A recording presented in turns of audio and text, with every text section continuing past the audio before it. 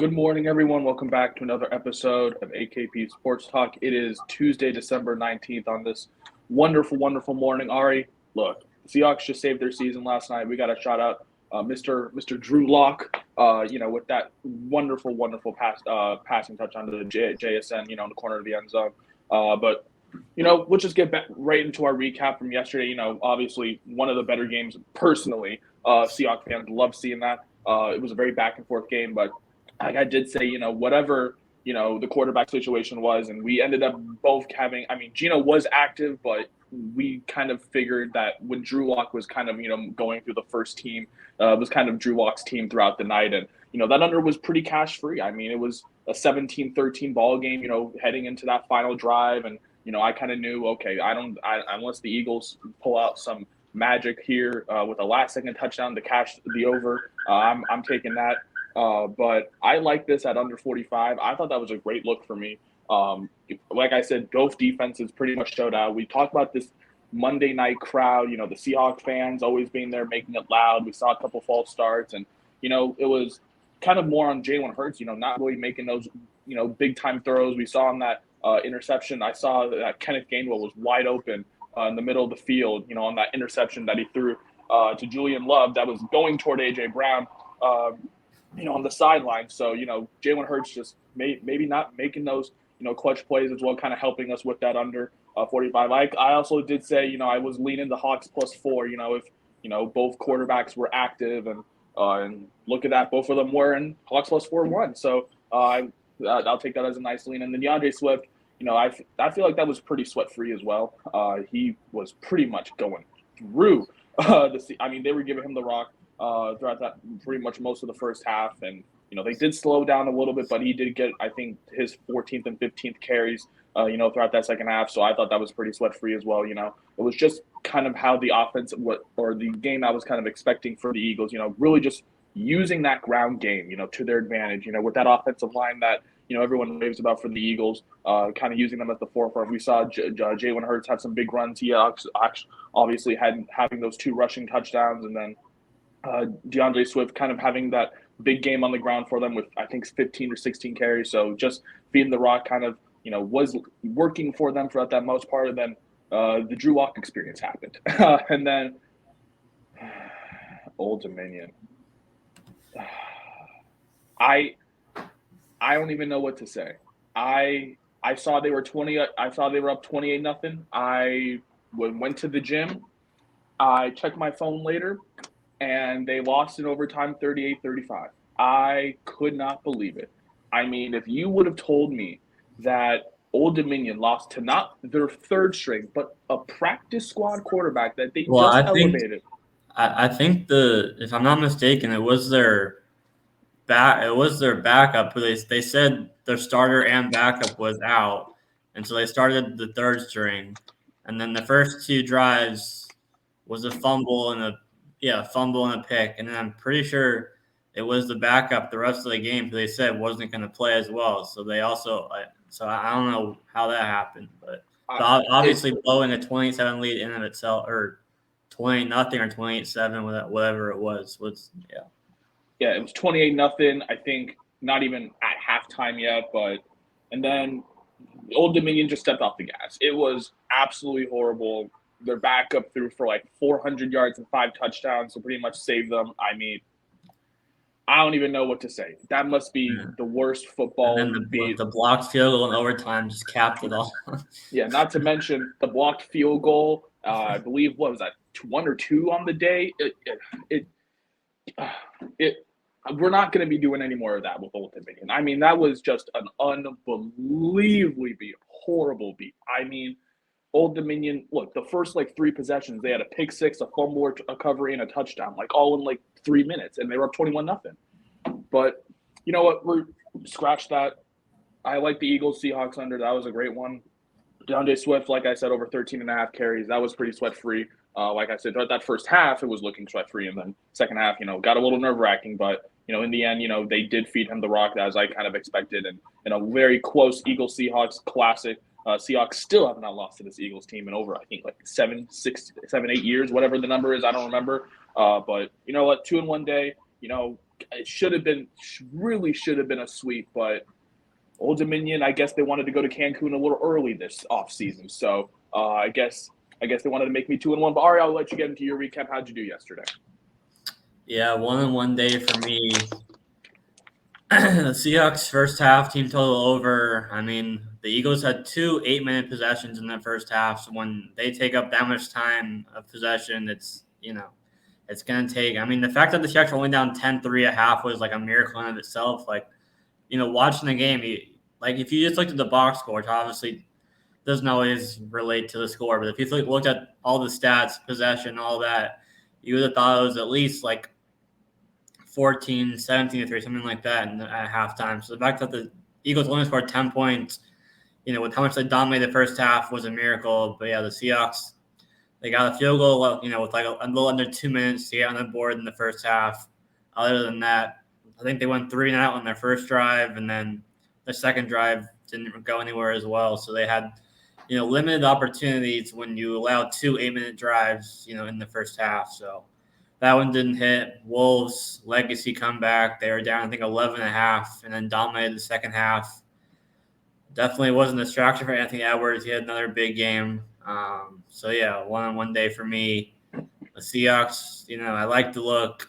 It ended up being plus money by kickoff once it was a confirmed Drew Lock. I think it was over 9.5 at like plus 140. Because originally at this time it was a possibility that Gino could have played when we recorded. But yeah, 1-1 day for me, overall.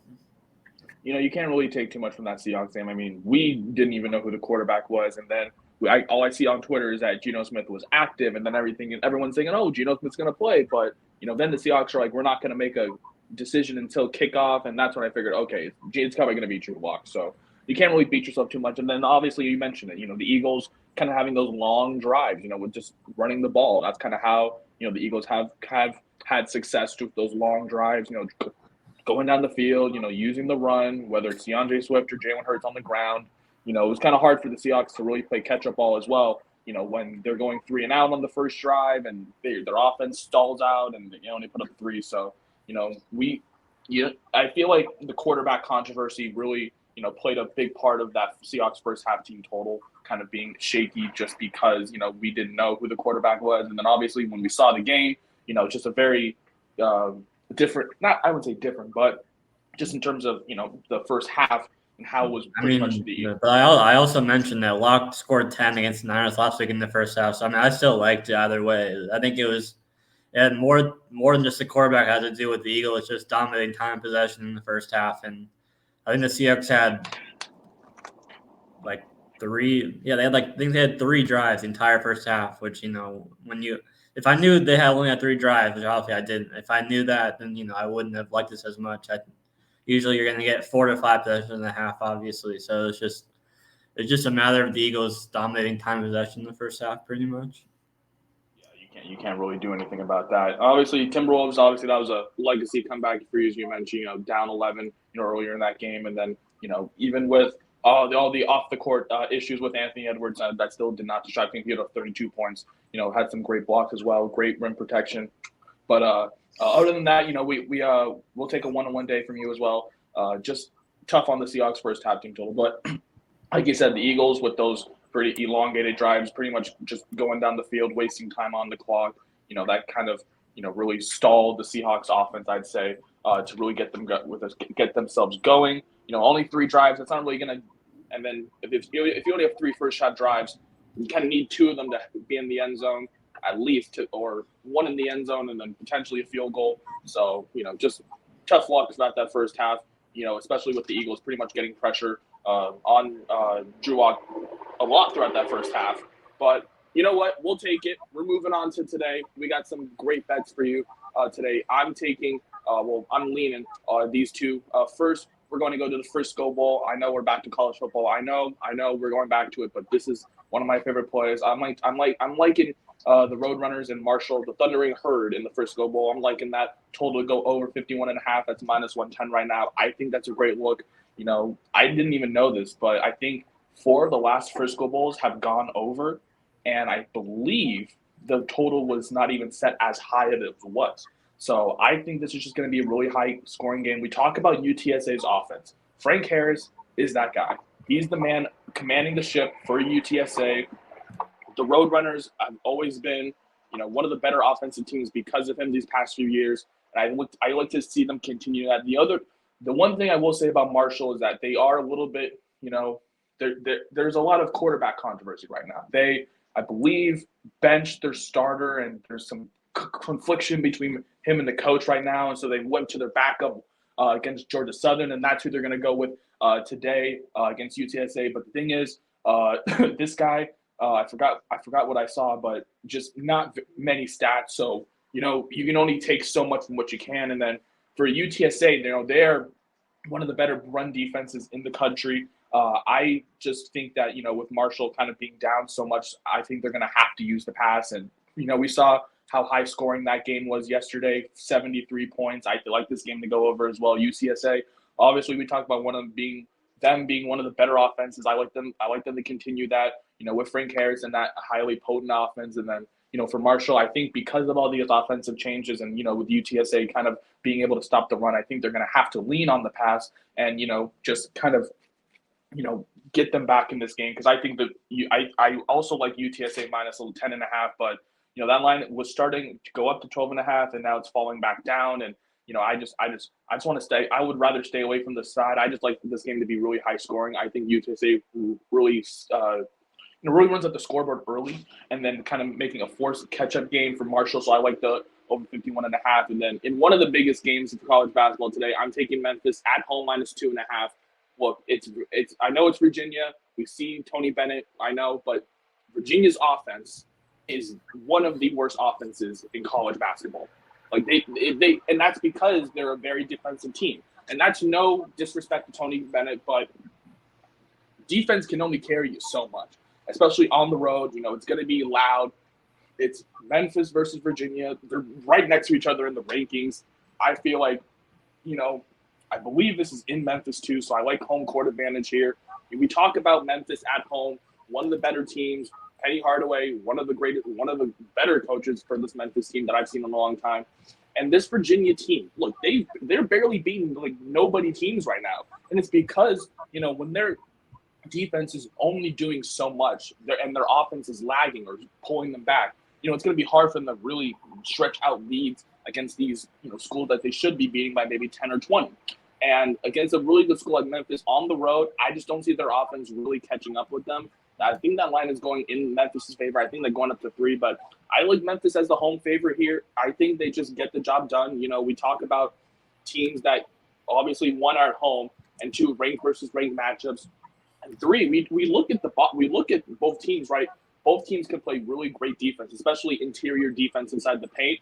But Memphis' offense can do just enough to get the job done over a Virginia team that, does not have the greatest offense behind them. Obviously, they have Reese Beekman, one of the better shooters in the ACC in college basketball. But outside of him, for Virginia, they don't really have that much. So I really like Memphis at minus 2.5. That line's going up to 3 tonight in one of the better games in college basketball. I just think that, Memphis being a home favorite already kind of shows that this Virginia offense probably won't be able to show up too much against, the Tigers on the road. So give me Memphis minus 2.5. And in the Frisco Bowl, I like UTSA and Marshall to go over 51.5. I just like the points. I think it's going to be high scoring. Marshall's probably going to have to play a lot of catch-up game because UTSA, with their high potent offense, I think they're just going to run up the score early, kind of making it kind of like a game yesterday where, ODU was already up 28-0, and then Western Kentucky playing catch-up game most of that. I like UTSA to get the big lead early, and then hopefully Marshall play some catch-up games. So those are my 2 picks today, UTSA Marshall and Memphis minus 2.5. Ari, what are you cooking up for this Tuesday? Yeah, Memphis had the big win over Clemson over the weekend, so we'll see if they can kind of carry that momentum. Obviously, them being at home, like you said, is also big in this one for them against Virginia. So I'm going back to my first half plays. Suns, they've lost 2 of 3. Their only win was scraping by against the Wizards. They're down by 12 at half at home in their last game. But they're facing Portland here, who's lost, I believe, 7 in a row now. They they got Grant back. They got Simons back. Henderson's been playing better as of late, so they definitely have, some players. But the Suns, I assume they're going to have the big three playing. I'm not, obviously with injury reports, you don't know for sure, but I believe that they should all be playing. I don't trust the Suns enough. I'm just sticking with them getting off to a strong start here. It's in Portland, so it's home court for Portland. But again, home court in NBA doesn't matter as much as it does in college. I'm just going with the Suns to kind of get back on track. They lost again. They lost 2 of 3, lost to the Nets and Knicks, and then they barely beat the Wizards at home. I'm just going with the Suns to kind of get back on track against the Portland team that's going in the wrong direction, even though they've gotten some players back. The Suns first half -4, and then Warriors have been struggling as of late. Celtics have been playing pretty well. Celtics have been one of the better first half teams as well this year in the first half. So I'm just going with the Celtics -3 first half. The Suns -4 first half, Celtics -3 first half. I like those 2 plays for you. You talk about the Suns, they've had a really up and down season. Obviously, haven't had the big three fully healthy. I believe they're. No, what am I now? Beal got hurt. Beal got hurt again. Yeah, okay. I still like it, but yeah, Beal got hurt the other day. Yeah. Yeah, Beal's going to be out for a little while. So again, we're going to be very limited. But it's Portland, and they're definitely contending for the lottery. They already have probably going to have a lottery pick as well as the Warriors from that trade. So I think I just think Portland is just not playing well basketball right now, and it's kind of evident. And then the Suns obviously trying to at least make some of what they have. Obviously, no Bradley Beal, but I believe you mentioned first in. It's going back to your system, first in, first out. Just get out of that first half, and I like the Suns. At least have a lead of 4 against a really, really bad Portland team on the road. And then you mentioned the Celtics. One of the better first half teams. In terms of their defensive efficiency, as you mentioned, and against the Warriors, who obviously are just a complete mess right now. No personal bias. I just think that they're obviously just a complete mess. Clay obviously trying to be the leader that he is. He's had his up and downs. He's looking, back to his old-ish form now, but, you never know how that can continue. And then Curry obviously having his historically worst game, coming off of his historical worst game, I believe since 2014, not 7-8 years ago, I believe. Didn't even hit a 3. And, this Celtics team coming in to a Golden State, one of the better defensive teams. I like in first half -3, as you mentioned, get out of that first half. Those are always 2 best plays for the NBA. Suns first half -4, Celtics first half -3. I'm surprised you're not taking anything with Mr. Ja Wick tonight, since he's making his infamous return to the NBA. If you guys don't know, obviously John Morant is finally reinstated after his 25-game suspension. So who knows? Maybe we won't be fading the Grizzlies no more. But going back to my picks as well, I'm taking Memphis. Not John Morant here. I'm just taking Memphis college basketball here. My -2.5 against Virginia. I think it's going to be a really good game at home. You mentioned Clemson versus Memphis. That really, really exciting game of the weekend where Memphis barely got the win. I think Memphis is playing a better defensive team, but a worse offensive team in Virginia in comparison to the ACC teams at home. So I like a -2.5 as well. Just a repeat of what happened over the weekend. And then UTSA Marshall. I think that's going to be one of the exciting games tonight in terms of college football. Obviously, the only game for college football tonight. And I think that's going to be really high scoring. I hope it is high scoring compared to what it was yesterday. We had 73 points in the famous Toastery Bowl. Let's see what the Frisco Bowl can do for us today. Those are going to be our 2 picks today. Once again, you can find all of these picks down below on our Twitter, AKP Sports Talk. Our full card will be posted momentarily. But that's going to do it for this episode. Thank you guys so much for tuning in, and we will see you guys tomorrow.